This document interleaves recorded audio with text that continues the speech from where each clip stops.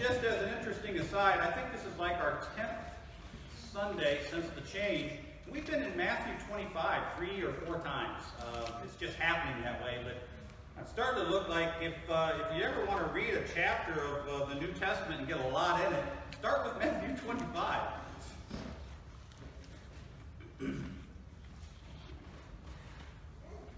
For it is if a man going on a journey summoned his slaves and entrusted his property to them. To one he gave 5 talents, to another 2, to another 1, and to each according to his ability. Then he went away. The one who had received 5 talents went off at once and traded with them and made 5 more talents.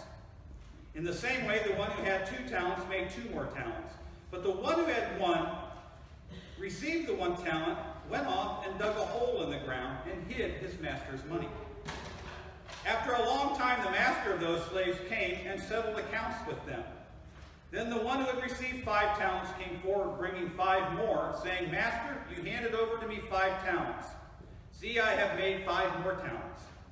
And his master said to him, Well done, good and trustworthy servant. You have been trustworthy in a few things, and I will put you in charge of many. Enter into the joy of your master. And the one with 2 talents also came forward, saying, Master, you handed over to me 2 talents. See, I have made 2 more talents. His master said to him, Well done, good and trustworthy servant. You have been trustworthy in a few things. I will put you in charge of many. Enter into the joy of your master. Then the one who had received 1 talent also came forward, saying, Master, I knew that you were a harsh man, reaping where you did not sow, and gathering where you did not scatter seed. So I was afraid, and I went and hid your talent in the ground. Here, you have what is yours. But his master replied, You wicked and lazy servant. You knew, did you, that I reap where I do not sow, and gather where I do not scatter? Then you ought to have invested my money with the bankers, and upon my return I would have received what was my own with interest. So take the talent from him, and give it to the one with 10 talents. For to all those who have, more will be given. And they who have an abundance, they will have an abundance. But for those who have nothing, even what they have will be taken away. As for this worthless slave, throw him into the outer darkness, where there will be weeping and gnashing of teeth. This is the word of the Lord. Thanks be to God. Do we have a children's message today? I'm going to take that as a no. All right, do we want to break? Yes, okay, so we are going to take them out. Thank you.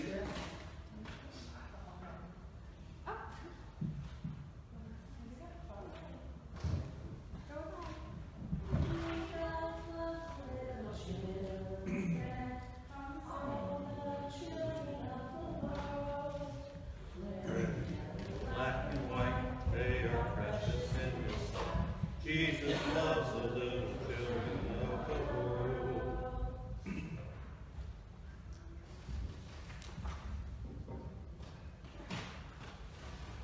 Today's message is about stewardship.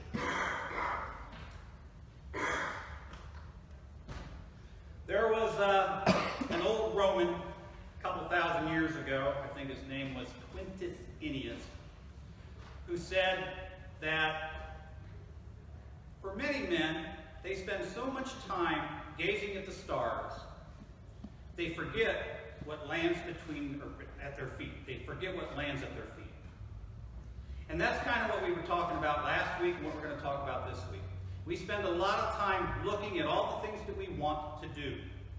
And sometimes we forget what we have. We forget where we are. Last week we talked about how we have this long list of things that we desire out of life and the things that we want to do, that we often forget to take time and consider and words escape this here, but the majesty, the wonder, the awesomeness of God. And we talked about that last week, and how important it is in those circumstances to remind yourself who we are and how small we are against what has been created, and how important it is to lift praise and gratitude and worship. Today, we're going to talk about another aspect of that, and that is taking care, nurturing, ministering to the things that we've already been given. Stewardship, as a word, has been kind of twisted in the last couple of decades in the context of the church.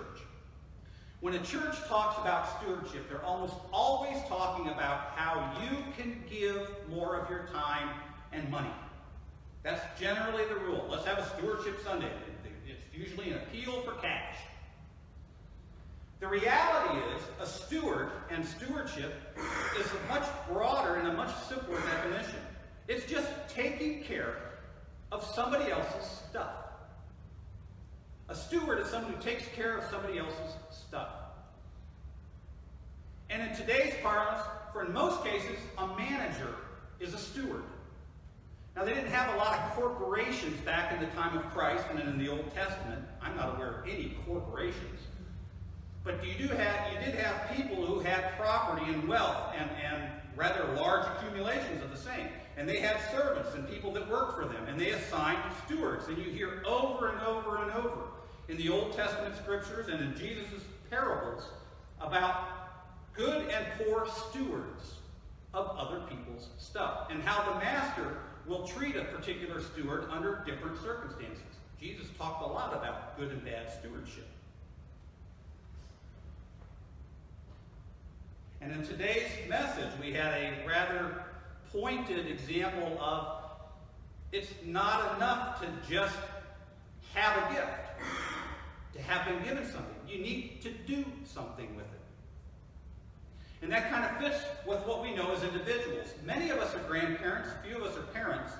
If you have thought about a gift and you have put time and energy into giving a gift to a young man or somebody, young woman that you know, a grandchild, and they've looked at it, they go, oh, that's nice, and then they kind of toss it to the side in the pile of other things that they're not going to use or play with, that kind of bums you out. And it irritates you. So when you're given a gift, there is something of an expectation that you're going to appreciate the gift. And you try to find a gift as you're preparing and looking for a gift. You try to find something that you believe they will appreciate. But no matter what it is that you give, you hope that they will appreciate it. And this is kind of going back, when we talk about grace, we'll talk about this in a little bit more depth. But I was involved with web ministry many years ago, and I was in this disagreement with a young man who said, basically the way I read the book, I can do anything I want at any time, and all I have to do is ask for forgiveness and I'm saved. So what's the point? And the answer was, well, you're partly right. You can literally commit virtually any crime, and if you are truly sorry and ask for forgiveness, forgiveness can be given. But the qualifier is, and the thing that you, the person I'm talking to, don't understand is, you have to want it. You have to want it. And in the case of stewardship and taking care of our gifts and our graces, it's a little different. When we talk about grace, we'll talk about the want a little differently. But as stewards, we have all been given unique and special gifts and talents in our lives. It is those unique and special talents that differentiate us, that make you different from me and me different from you. We're different, and we have different gifts and different skills given by God at our birth. So on an individual sense, stewardship of our gifts and talents means using them. If you have a gift for art, a gift for music, a gift for administration, are you using those gifts? And then spinning it a little further, are you using those gifts in the service of the kingdom? It's one thing to be a great singer. Okay, you're a great pop star. Congratulations, you might make a lot of money. But are you using that gift to advance the kingdom of God? Or are you, in theory, misusing that gift? So each of us has individual gifts that we are responsible for taking care of. But we also have communal gifts. We are a church. We are a community. We have come together as a group, and we've inherited this building. We have inherited a number of gifts through time in possessions. And how are we taking care of those gifts? How are we being good stewards of what we have been given both as individuals and collectively? Today, we are doing something called a Stewardship Sunday. I've struggled with this idea from its inception. I wanted to do something where we all gathered together and we did some, I'm going to use the word work and activity within the church on this day. But it's dangerous because it's what we celebrate as the Sabbath. And so to ask people to work when you're not supposed to work on the Sabbath is a little bit of a tricky thing to be doing from the pulpit, especially if you're trying to teach. And as I said, when we announced this a couple of weeks ago, anybody who feels like this is work and you don't want to do this, don't. But here's the spin, and here's why I'm continuing to do this, I'm continuing to support it. We are all stewards of this building. We have inherited this building. And as stewards, we are responsible to care and nurture and be in ministry to these gifts. So when we do things between our service here and our lunch gathering later, we're not going to call it work. And this is not a game that I'm playing and hoping God doesn't hit us with lightning. This is we are going to go about a few minutes together and be in ministry with the gifts that we have been collectively given together. We are going to minister and care and nurture this church, this building, this property. And that's how I will ask you, and that's how I have explained it, and I have explained it to God, and why we're continuing to do this, and why I feel comfortable and led to do this as a community. We can be in ministry, and I've read the passages where Jesus is challenged about working on the Sabbath. He healed people on the Sabbath, and Jesus pushed back very strongly with the Pharisees about that. And I believe strongly that we can be in ministry today. And if we're going to walk around this building, I don't think we're going to spend much time outside. But as you walk around, look at what we have. Look at what we have inherited from our parents and our grandparents and generations before us. Look at what we have been given. And if you see something that could use a little dusting, a little polishing, a little movement or cleaning, feel comfortable in doing that. Because that's what we're supposed to do. We talked a few weeks ago about our gifts, and we all have very unique gifts and special gifts. And those gifts have come together in this community at a very important time. We have just exactly what we need to go forward and move and survive and grow as a church. We have all the issues covered. What an exciting time to be a member of the New Lebanon United Methodist Church. And I mean that with all of my heart. This is an exciting time. And I could talk at some depth, I'll talk a few things this week at council, church council, about some of the amazing things that we've done in the last 2 months compared to the prior 5 years. It's disturbing, the numbers. But we're not going to go into that here.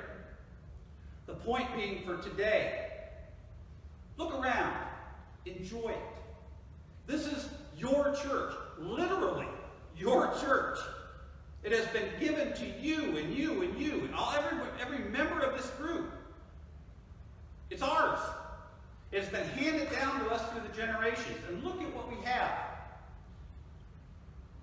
And let us, as we do today, be good stewards of what we have been given, both in the physical property of the church and in the gifts that we have been given by our Lord.